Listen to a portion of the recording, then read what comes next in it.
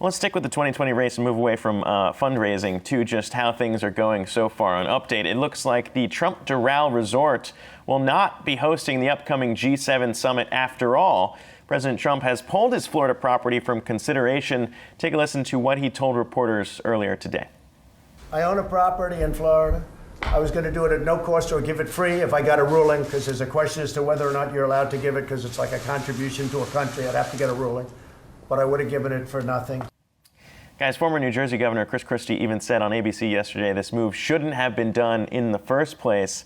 Of course, Democrats were quick to attack President Trump for selecting his own resort to host the G7. But even after that, it became more Republicans also raising issues of whether or not this was the smartest move, just given so much of the conflict of interest that have been talked about when it comes to President Trump.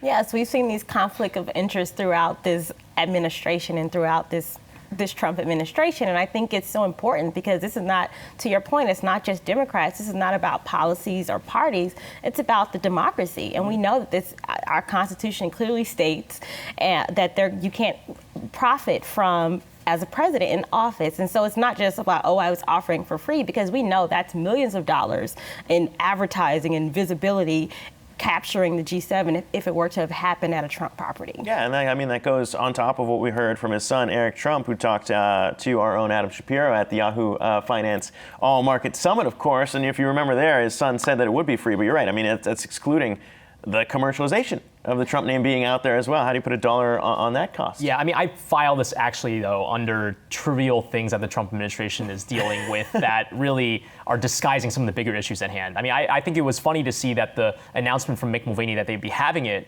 in Florida at a Trump property was at the same time that Mike Pence was in Turkey trying to put the fire out regarding the withdrawal of U.S. troops in northern Syria. I think that these are bigger stories, and I think that it is telling from the perspective that you could worry about the optics of what this administration is doing. But look, I don't understand why you even need to have the G7 be such a big deal in the first place. It's 2019. Why can't you just Skype everybody in or something? Zoom video conference. Zoom video conference. What does it matter? Just have it at Applebee's.